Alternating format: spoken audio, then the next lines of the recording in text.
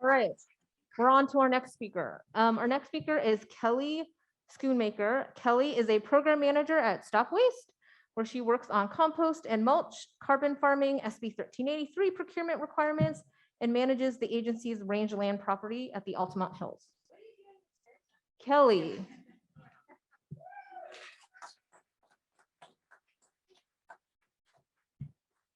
Okay, thanks, Julia. Good morning. Good morning. Okay, thank God. I was like, is there anyone there? Okay. This is very distracting because I don't know if you know, you can see yourself in this screen. So I will not be looking there. I'll try to set up something different. Okay, let's go. All right, thanks, Julia. And all right, well, let's get started. Today, oh, wait.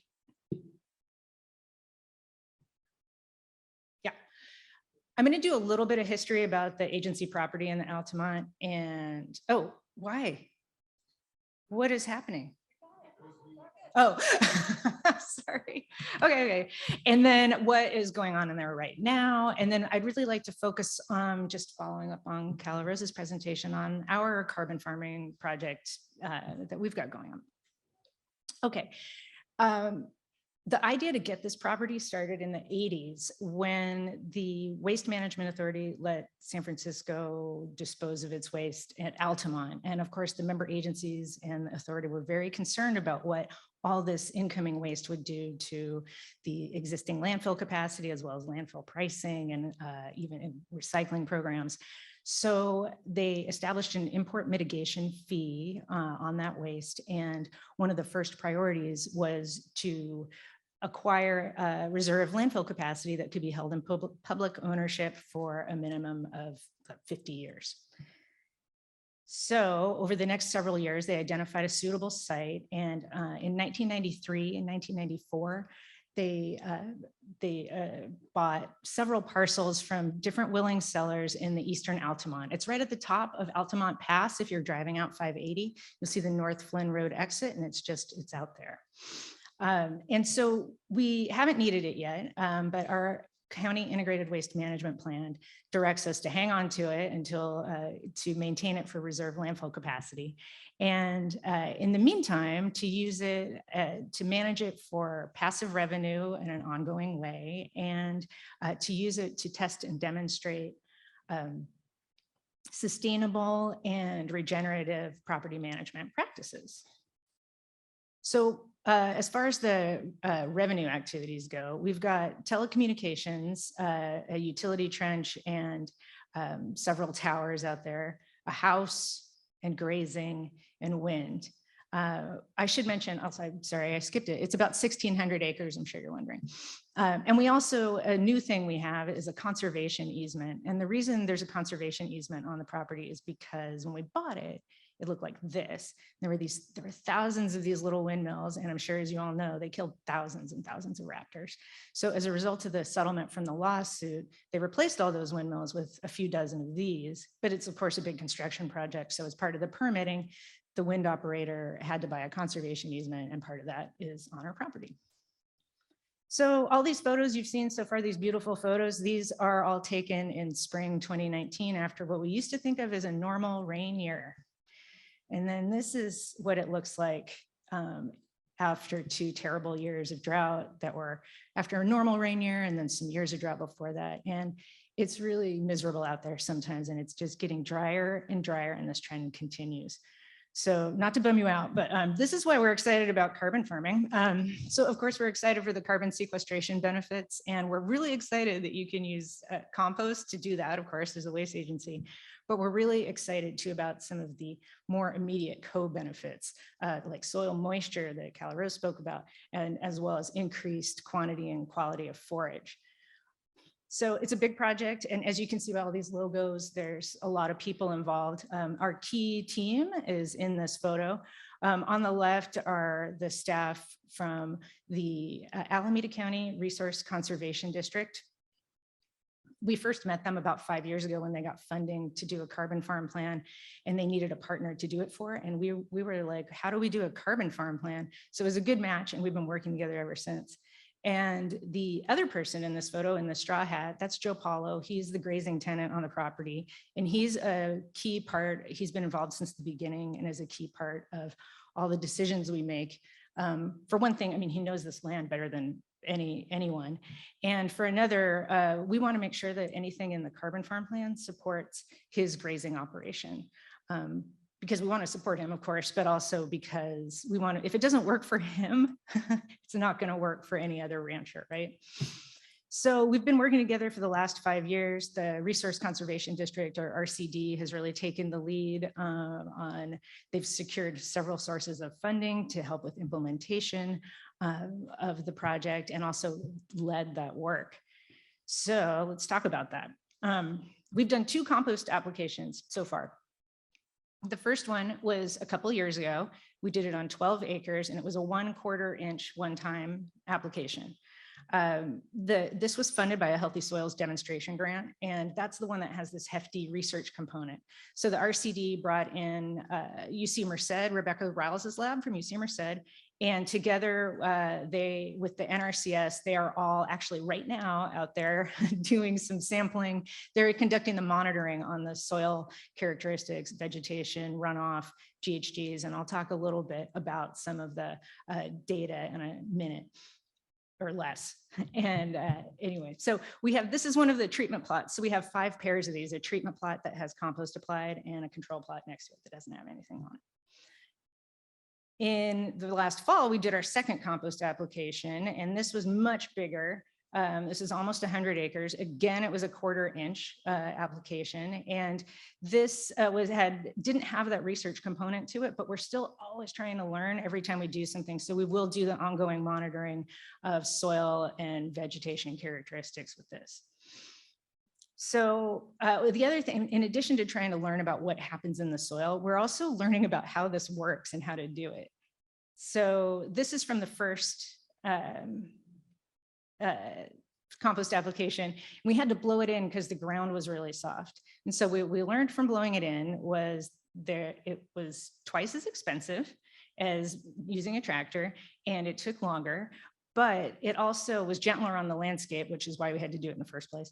And it also allowed us to be a little more precise and still apply compost to an area that, for example, like this place has a bunch of squirrel burrows that are used by California tiger salamander and other species of concern. So that's what those little yellow flags are. And then for the second compost application, we were able to use the tractor as originally planned, which is good because it was a lot bigger. And one of the things we're working on with this application is using 3 different composts. So they're all green waste composts, but they do have different characteristics, like different bulk densities and different screen sizes.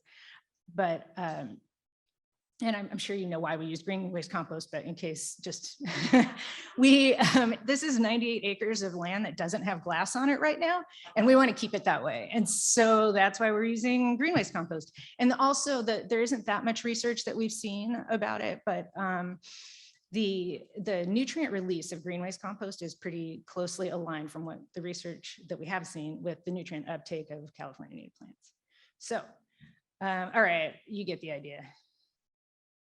Oops. Oh, wait, I just totally spoiled it. Okay. So one of the things that the Riles Lab is looking at, they're asking this question: do you get an increase in greenhouse gas emissions from an application of compost?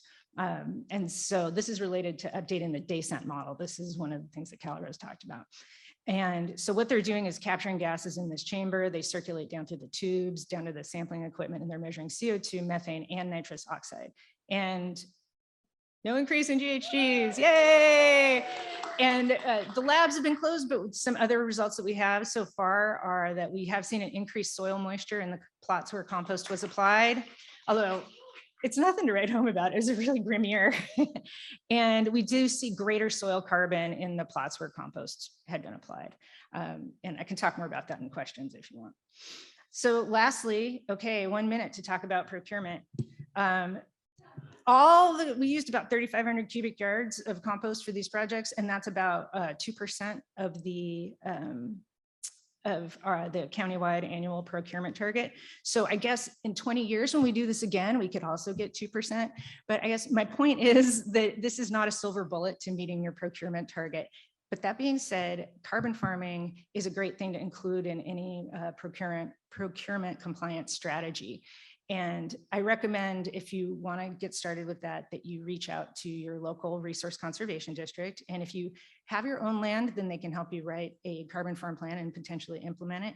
And if not, they can also connect you with farmers and ranchers through their network of grantees and technical assistance recipients. And similarly, Zero Foodprint is a nonprofit that also makes grants to farmers and ranchers, and they know all about 1383, and they are happy to coordinate with cities. So that's it. If you have questions, I'm happy to answer them. Thank you. Thank you, Kelly. Can't get enough of 1383 and procurement. So anyone who has a question in the room, raise your hand. Okay, I see Laura. I think that's Laura. Anyone? Okay. It's fine. Go ahead. I don't see another hand. I promise I won't be bogarting the mic all day. I needed a clarification because I don't really know the term green waste compost is. Is that just yard trimmings, and how's that different than mulch? And I kind of always was of the mindset that we needed the food waste, or the kind of more nitrogen rich, not nitrogen, the food part side of the equation to make good compost. So I guess that's a three-parter. Okay, that's a good question. Green waste compost is yard trimmings compost, like green waste, right? Like, and sometimes some ag waste or something else, but it doesn't have food in it, doesn't have biosolids in it, doesn't have MSW in it, doesn't have manure in it. It does have a little less nitrogen content, but the thing about California native plants is, and most of them, not all, but there's less of a nitrogen demand from some of those plants. And so it's good if you can match your release with your uptake. And it's different from mulch because it goes through the composting process. It goes through either an ASP system or windrows or whatever. So it does go through a PFRP, and then it does get screened. So for example, in this project, we used a 1/4 inch and a 3/8 inch. Did I get it all? Okay. Okay. We'll take a question online. Is there a question online? No? Okay. I saw Calla raise her hand. So we'll go to Calla so Calla can grill Kelly on something.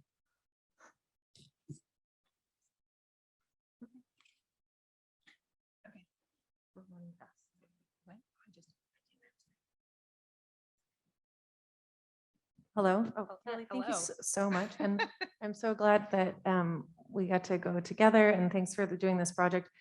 Becca's science is really, really, really good. And I'm just curious from the procurement side, like what percentage of your procurement requirement do you think the carbon farming type work can take up and or go towards? Are you telling us it's like 2% of your procurement requirement? Is it 50%? Like, what are you thinking there? It really depends because of the scale of carbon farming, especially on rangeland where you're using a lot of compost at one time. If you are a small city, I shouldn't say like, if you're a really tiny city like Piedmont or Albany, you could fund one carbon farming project on rangeland and you'd probably be done.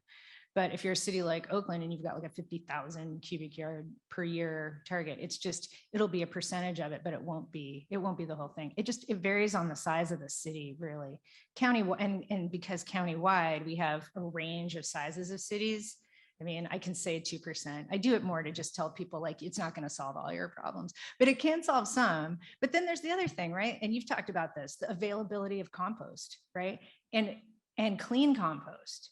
And the procurement targets are not really set up to move really high quality compost, right? They're set up to move stuff that I should stop talking. Anyway, but I don't know. We're learning about it. It's gonna vary. Some cities are looking at it a lot more because they may not have as many opportunities to use compost in the city. So like, for example, city and county of San Francisco, that's a big population, not a lot of open space in town, right? So they need to find places to put it on the ground. And the other thing I should say is if you're looking to work with a farmer, you're not using a 1/4 inch application, right? You might be using more and more frequently. So there's more opportunity there. But Well, I just Right want to now, say we don't thank really you know. for being a model for how this was supposed to work and that we were supposed to try to get more compost online and get it out to farmers and ranchers to help the planet. So thank you for doing that so well. Okay, I don't think I answered that question. Kelly's gonna be here, so, yeah. If you have more questions, oh, sorry, find Kelly and Kella. And if you didn't already notice, we kind of started a section about composting and organic, so thank you, Kella and Kelly.